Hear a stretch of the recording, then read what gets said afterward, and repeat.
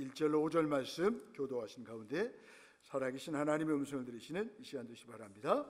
여호와께서 다스리시니 스스로 권위를 입으셨도다. 여호와께서 능력의 옷을 입으셨으며 띠를 띠셨으므로 세계도 견고히 서서 흔들리지 아니하는도다.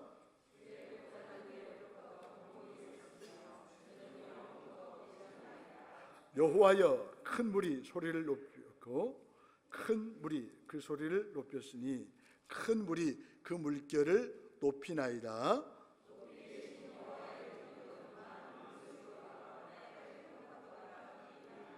함께 보겠습니다. 여호와여, 주의 증거들이 매우 확실하고 거룩함이 주의 집에 합당하니 여호와는 영원 무궁하시리이다. 아멘. 시간 하나, 여호와께서 다스리시니, 이런 점을 가지고 함께 은혜를 나누면서 기도 제목을 삼기로 합니다. 성경은 하나님의 속에서이면서 신앙 고백서이죠. 오늘 본문은 하나님은 여호와라고 소개하고 있습니다. 여호와는 우리 존재의 근원이시죠. 여호와를 모르면 나라는 존재를 모릅니다. 여호와는 우리 존재의 출발점이죠. 그래서 시편 93편 첫 단어가 무엇입니까? 여호와라는 말을 사용하고 있죠. 모든 것은 하나님으로부터 출발합니다.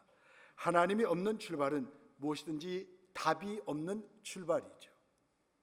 우리의 모든 질문의 근원적인 해답은 여호와 안에 있습니다. 그분을 알아야 하죠. 하지만 세상의 관점은 모든 것이 나로부터 출발하죠. 하나님께서 존재하시기 때문에 내가 존재한다라고 성경은 말씀하고 있습니다. 우리에게 일어난 문제를 내가 아무리 들여다봐도 시원한 해답을 얻을 수가 없어요. 인간은 인간일 뿐이죠. 모든 해답은 하나님 안에 있습니다. 신앙의 핵심은 첫째, 하나님을 아는 일이죠. 두 번째, 하나님을 아는 만큼 믿는 일입니다. 하나님을 깊이 알면 깊이 믿을 수가 있다는 거예요. 세 번째, 하나님을 알고 믿는 만큼 경험하는 일입니다. 하나님을 알고 믿으면 하나님을 만나요. 깊은 체험을 할 수가 있다는 거죠. 하나님을 아는 만큼만 인생을 맡길 수가 있습니다. 하나님을 모르면 하나님께 맡길 수가 없다는 거예요. 인생은 여호와 중심일 때 행복하죠. 만족합니다. 부족함이 없습니다. 그런 의미에서 다윗 왕은 여호와는 나의 목자시니 내가 부족함이 없다라고 고백하고 있습니다. 하나님을 목자 왕으로 모실 때 다윗의 인생은 충만했다는 거예요. 가득 채워졌다는 것입니다. 부족함이 없다라고 다윗은 고백하고 있습니다. 그렇다면 여호와는 누구십니까? 출애굽기 3장 14절에서 하나님은 당신이 누군가를 말씀하셨습니다. 나는 스스로 있는 자라라고 말씀하고 있습니다. 여호와라고 하는 이름에는 초월자라라는 의미가 있습니다. 우리 인생으로는 측량할 수 없고 설명이 불가능한 하나님이시죠. 하나님이 우리에게 알려주시지 않으면 우리는 알 수도 없습니다. 시편 93편은 온 세상을 다스리시는 여호와 하나님의 통치를 노래하는 찬양시입니다. 방금 전에 교동문에서 함께 교독했듯이 우리 하나님은 온 땅의 하나님, 온 땅에 크신 하나님, 그 하나님께 찬송하고 찬송하라라고 시편은 말씀하고 있습니다. 그러면서 이 시편도 영원하고 우주적이며 침범할 수 없는 여호와 하나님의 통치를 찬양하는 시입니다. 하나님의 통치에 의해서 이 땅이 이루어지는 하나님 나라에 대한 믿음과 희망을 시편 93편은 담고 있습니다. 여러분들이 우울할 때, 희망을 잃어버렸을 때, 불안할 때 시편 93편의 말씀을 깊이 묵상하십시오. 그럴 때 희망을 주시는 하나님을 만날 것입니다. 여러분들의 믿음이 흔들릴 때 시편 93편을 묵상하십시오. 여러분들의 믿음이 더 깊어지고 견고해질 것입니다. 하나님의 통치에 의해서 우리는 희망을 가질 수가 있습니다. 통치, 하나님의 다스림이 있을 때 우리는 다시 일어날 수가 있고 우리 가운데 희망이 솟아날 수 있다는 거예요. 그래서 여호와께서 다스리신다라고 하는 표현이 자주 나옵니다. 본문 1절에 보시면 여호와께서 다스리시니, 96편 1절에 보니 96편 10절에 보시면 여호와께서 다스리시니, 97편 1절에 보시면 여호와께서 다스리시니, 99편 1절은 또 말씀합니다. 여호와께서 다스리시니 만민이 떨 것이요. 여호와께서 다스리시는 것을 우리가 고백하고 믿는다면 우리 인생이 달라질 거예요. 하나님의 다스리심은 견고합니다. 1절 보시면 여호와께서 다스리시니 세계도 견고히 서서, 2절에 보시니까 주의 보좌는 예로부터 견고히 섰으며. 그렇습니다. 하나님의 다스리심은 견고합니다. 하나님이 다스리시는 나라는 견고합니다. 이 세상의 모든 나라들은 견고하지가 않아요. 하나님은 스스로 권위를 입으셨습니다. 1절에 보니까 스스로 권위를 입으셨도다. 그 다음에 능력의 띠를 띠고 만유를 통치하십니다. 그 권세와 능력의 손으로 붙들고 계시기에 이 세계는 대립과 분열, 파괴와 공멸로 치닫는 인간의 욕망에도 이만큼 질서를 유지할 수가 있는 거죠. 어떤 반대 세력도 이 왕을 이길 수 없으니 하나님 나라는 견고합니다.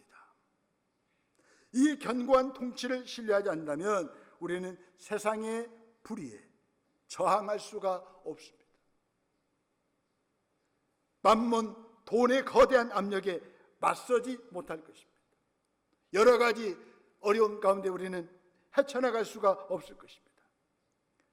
땅을 삼킬 듯 풍랑이 거세게 일어도 하나님은 그 풍랑 위에 계시는 분이십니다. 보면 3절로 4절 말씀입니다. 3절 보시면 여호와여 큰 물이 소리를 높였고 큰 물이 그 소리를 높였으니 큰 물이 그 물결을 높이나이다. 이런 모든 물결을 높이 계신 여호와의 능력은 많은 물소리와 바다의 큰 파도보다 크니이다. 모든 것을 다스리신 분이 하나님이십니다. 지금도 악의 세력이 세상을 어지럽히고 하나님의 백성마저 위협합니다. 하지만 하나님은 혼돈의 세력마저도 주도권으로 사용하시기에 우리는 고난이나 사건 앞에서 하나님의 선하심과 지혜와 능력을 의지합니다. 세상의 희망이 흐릿해지고 내 마음이 요동칠수록 더욱 잠잠히 하나님의 하나님 되심을 묵상해 보십시오. 온 세상의 왕으로서 여호와는 권위를 옷 입으시고 능력의 띠를 띠시고 이 세상 모든 것을 창조하셨습니다. 권위와 능력으로 여호와 하나님이 세우시고 다스리시는 나라인 이 세계는 견고하게 섰고 결코 흔들리지 않습니다. 하나님의 왕권이 실행되는 곳은 견고합니다. 하나님은 진정한 왕으로서 우리를 통해 하나님의 통치가 이루어지기를 원하십니다. 하나님은 왕을 세우시고 그에게 권한과 판단력을 주셔서 하나님의 공의를 심판하게 하십니다. 각별히 도와달라고 부르짖는 자, 가난하고 궁핍한 자를 불쌍히 여기며 그들의 생명과 안전과 권리를 지켜주기를 원하십니다. 우리가 속한 곳에서 하나님의 통치를 받으며 하나님이 원하시는 역할을 감당하고 있습니까? 하나님의 나라는 우리가 죽음 이후에 가는 하늘 저편에 있는 것만이 아니라 하나님의 다스리심이 미치는 곳이죠. 우리의 마음을 다스리면 심령 천국이 이루어지는 거예요. 여러분들의 가정을 다스리면 가정 천국이 이루어지는 것입니다. 교회를 다스리시고 세상의 모든 것을 다스리시면 하나님의 나라가 되는 것이죠. 하나님의 뜻이 이 땅에 이루어지는 것입니다. 하나님의 나라는 그 나라의 왕이신 예수님이 오심으로 이미 시작하셨습니다. 예수님께서 병 고치시고 귀신 들린 자를 쫓아내시면서 이 땅에 하나님의 나라가 임하였다는 것을 우리에게 보여주신 거죠. 아직 하나님의 다스리심을 받아들이지 않는 이들에게 영원한 왕이신 예수님의 이름을 전해 주어야 합니다. 하나님의 다스림은 견고하게, 하나님은 언제든 믿고 피할 수 있는 요새요 피난처입니다. 하나님의 다스리는 나라가 견고하다면 우리는 그 하나님께 피할 수 있다는 거예요. 이 세상 어디도 안전한 곳이 없다는 것입니다. 하나님은 어떤 어려움에서도 우리를 건지시고 안전한 곳으로 데려가시는 분이십니다. 승리로 이끄시는 분이시죠.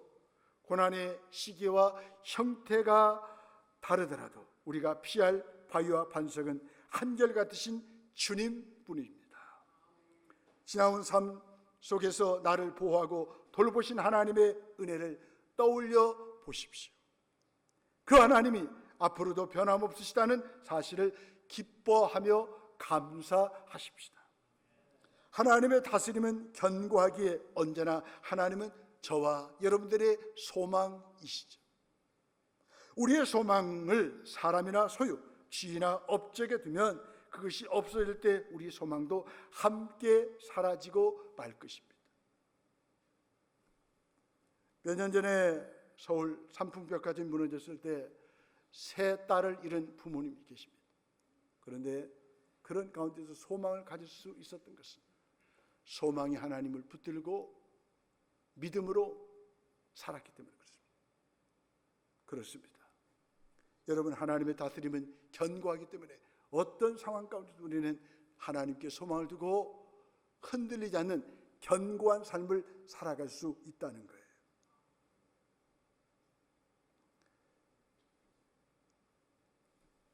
이 세상에 둔 소망은 우리를 부끄럽게 만들죠.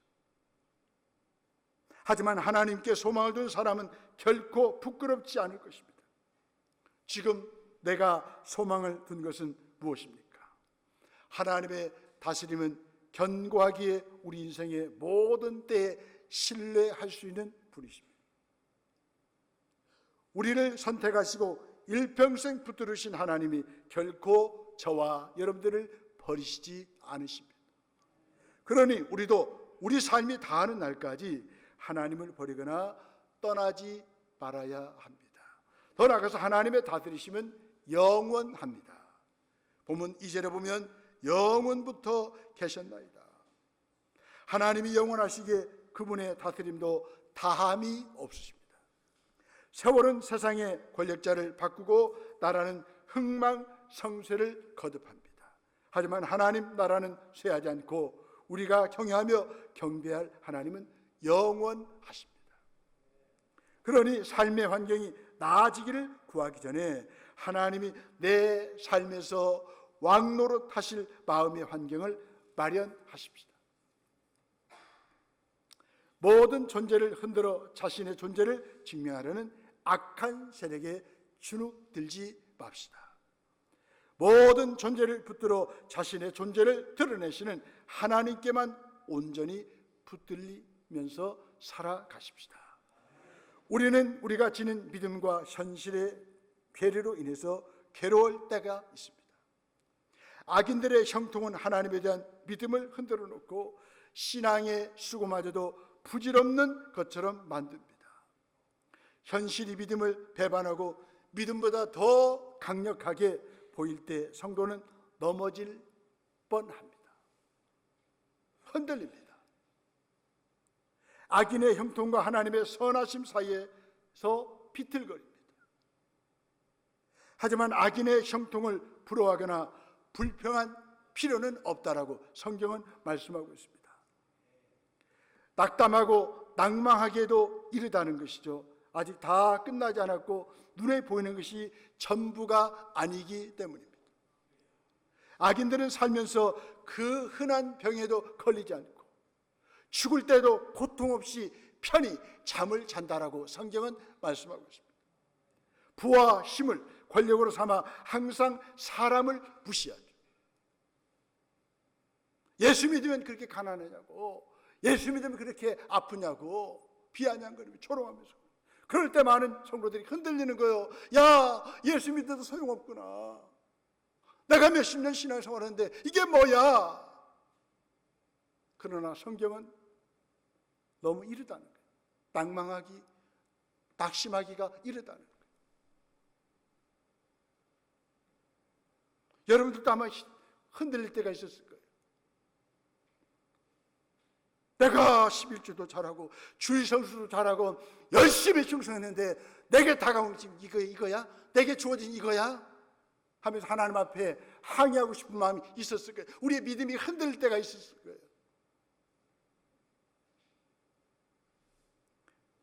또 악인들은 어떻습니까? 폭언을 일삼습니다. 심지어 하나님을 대적하는 말도 서슴지 않습니다. 하나님이 성도의 편에 계신 분이라면 결코 이해되거나 납득할 수 없는 일들이 뿐이죠. 하지만 하나님 없는 형통, 하나님을 떠난 자들의 번영은 하나님께서 더 멀어지게 만드는 재앙이라는 사실을 아십시오. 그러니 오늘의 형통에 낙담하거나 교만하지 마십시오. 형통을 추구할 것이 아니라 의인의 삶을, 성도의 삶을, 하나님의 백성의 삶을 추구하십시다.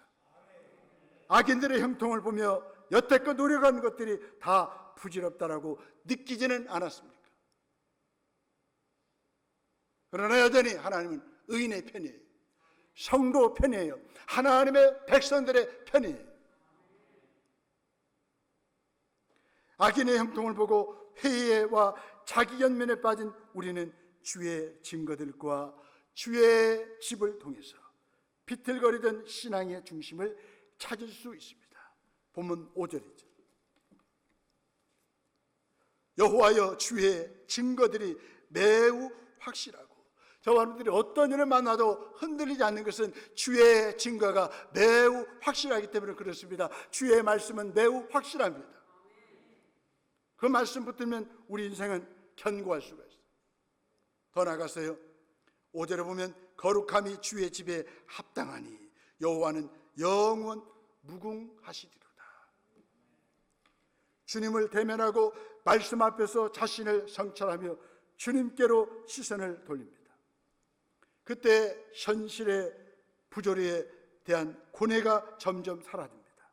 변한 것은 상황이 아니라 우리의 믿음, 우리의 마음이죠. 이처럼 주의 집에 들어갈 때야 보이는 세계가 있습니다. 의인이 때로는 시험 들고 넘어지는 것 같고, 또 때로는 축복을 받지 못한 존재처럼 보입니다. 여러분, 악인이 형통에서 넘어지는 것이 아니라 내가 주의 집을 찾지 않기에 넘어지는 것은 아닙니까? 여러분, 힘들고 어려울 때 주의 집을 찾으십시오. 여러분들의 집에서 식사하는 그 식탁이 여러분들의 주의 집이 될 거예요.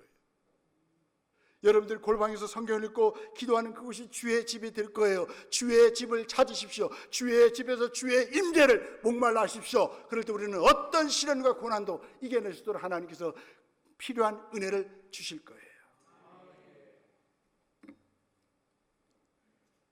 비틀거리는 내 신앙을 붙들어줄 나만의 주의 집이 있으십니까?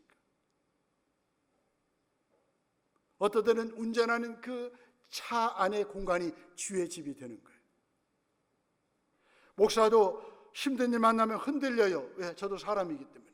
그래서 그때마다 주의 집을 제가 찾고 주의 집에서 주님을 만나기를 열망하죠. 사모하면 주님이 만나주시고 다시 한번 힘을 주시는 거예요. 주의 집에서 하나님을 만난 성도는 악인의 최후를 깨닫습니다. 하나님이 침묵을 깨고 일어나시면 악한 자들을 파멸에 던지실 것입니다. 흔적도 없이 다 사라지게 할 것입니다. 그러나 의인은 영원히 형통하게 될 것이고, 영원한 생명을 얻은 저와 여러분들은 영원히 하나님께서 보존해 주실 거예요. 하나님의 나라와 다스림은 영원합니다. 그래서 우리 의인들, 성도들, 하나님의 백성들에게는 소망이 있다는 거예요. 이 세상의 모든 것들은 영원하지 않아요. 견고하지 않아요. 영원하신 하나님께 소망을 두는 거예요. 하지만 악인의 형통은 잠시일 뿐 그 결국은 파멸입니다. 오늘 잠깐의 거짓된 번영을 택하다가 내일의 파멸을 얻는 어리석은 자가 되지 마십시다. 주께서 깨신 후에는 악인은 멸망으로 나아갈 것입니다. 주께서 인도하신 후에는 의인은 영광으로 나타날 것입니다. 믿음의 눈을 들고 말씀의 마음을 두면 악인의 결국만이 아니라 성도의 결국도 보입니다. 베드로전서 1장 9절은 말씀합니다. 믿음의 결국, 이 말은 성도의 결국, 의인의 결국, 곧 영혼의 구원을 받음이라. 여러분, 성도의 결국은 달라요. 다스리시는 하나님은 내 마음의 반석이시며 영원한 분기십니다. 이는 무엇과도 비교할 수 없는 주님의 은혜를 깨달은 자의 고백이죠. 주님을 반석으로 삼기에 몸과 마음이 쇠약해져도 악인의 강건함을 우리는 부러워하지 않습니다. 의인이기 때문에 아플 수가 있습니다.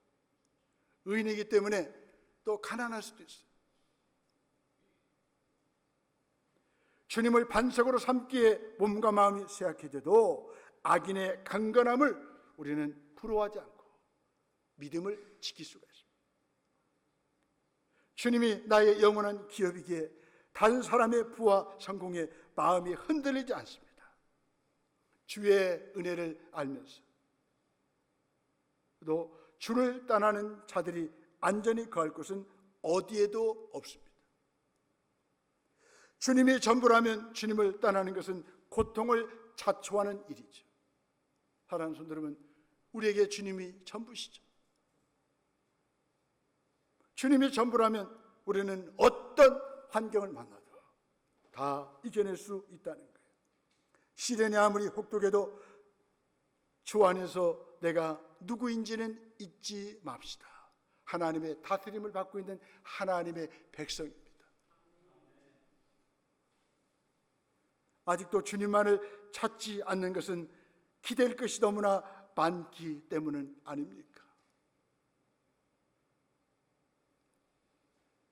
목회하면서 가장 고민이 그거예요.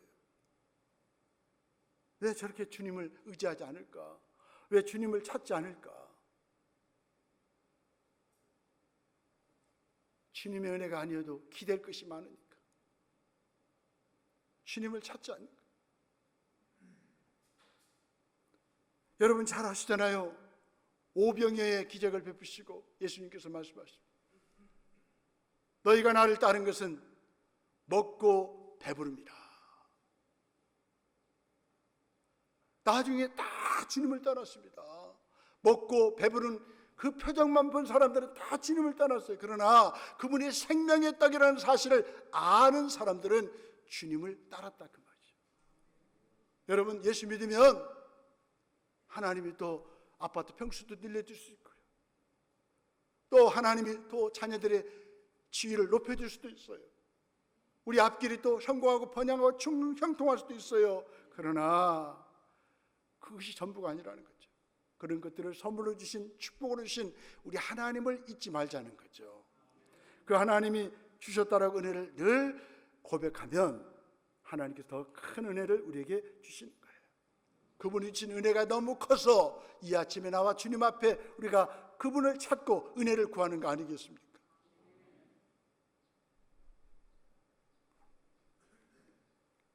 헛된 희망이 다 사라져야 진짜 희망을 찾습니다.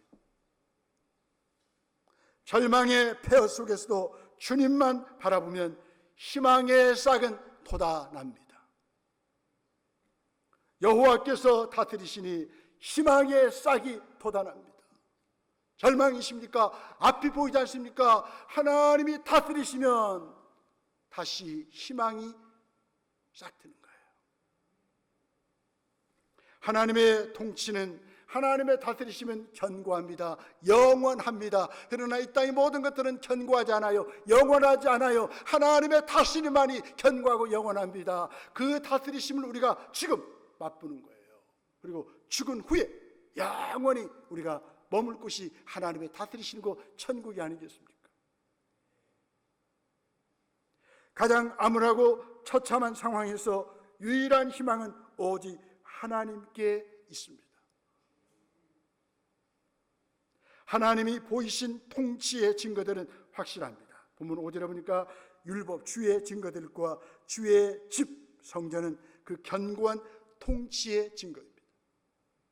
하나님은 지금도 주의 집을 왕궁 삼아 거하시면서 그 말씀으로 다스립니다. 그리고 그 말씀대로 모든 것을 이루어 가시는 것을 볼 수가 있습니다. 하나님은 지금도 주의 집을 통하여, 말씀을 통하여 당신의 다스리심을 이끌어 가시는 분이십니다. 그래서 우리는 날마다 주의 집을 사모하고 주의 말씀을 헐떡거리면서 사모하는 거예요. 말씀을 붙들고 주의 집에 거하면 우리 하나님이 우리를 다스리셔서 우리 인생길을 하나님께서 책임져 주시고 인도해 주실 거예요.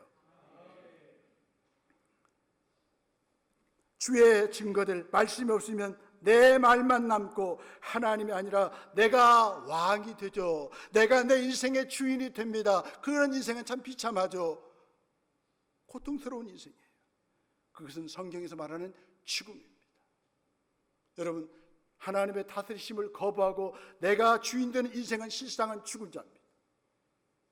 그런 의미에서 저와 여러분들은 하나님의 다스리심을 계속 목말라 하십시오. 그분의 견고하심과 영원한 통치 다스리심이 우리 가운데 임하게 달라고 기도하십시오. 주의 집에서 받은 주의 말씀이 나를 다스리시며 빚어 가도록 순종하십시다. 하나님은 이런 자를 찾으십니다.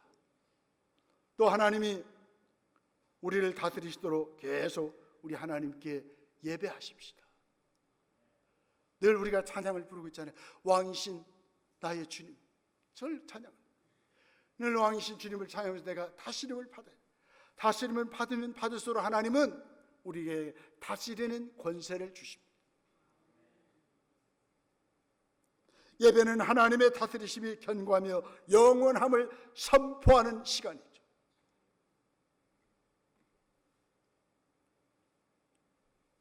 이 세상을 향하여 하나님의 통치가 궁극적으로 승리할 것임을 선포하는 시간이 예배 시간입니다.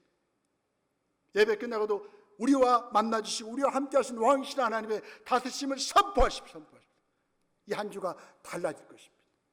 무슨 질병이 문제입니까? 무슨 복잡한 문제들이 문제입니까? 아니에요. 하나님의 다스리심이 있으면, 하나님이 통치하시면 여러분들의 삶은 달라질 것입니다.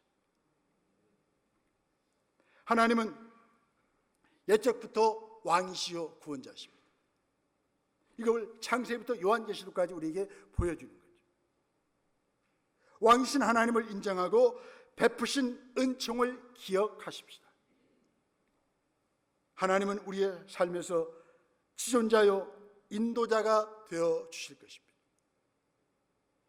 하나님은 능력과 권세가 충만한 영광의 왕이십니다. 우리는 약해도 하나님은 강하시기에 결국 우리를 건지시고 승리의 왕으로 돌아오십니다. 하나님은 이 세상을 다스리시는 분이시면서 우리 삶을 다스리시는 분이십니다. 그분의 다스림에게 맡기십시오. 우울증 따라갑니다. 공황장애 따라갑니다. 저도 몇 번 우울증에 걸릴 수밖에 없는 그런 환경이잖아요. 근데 계속 하나님의 다스림을 구하는 다스림. 여러분, 하나님의 다스리심이 불안, 우울보다, 불면증보다 못합니까? 계속 하나님의 다스리심을 구하세요. 여러분, 하나님의 다른 것들이 다스리니까 잠이 오지 않는 거예요. 우울하고 힘든 거예요.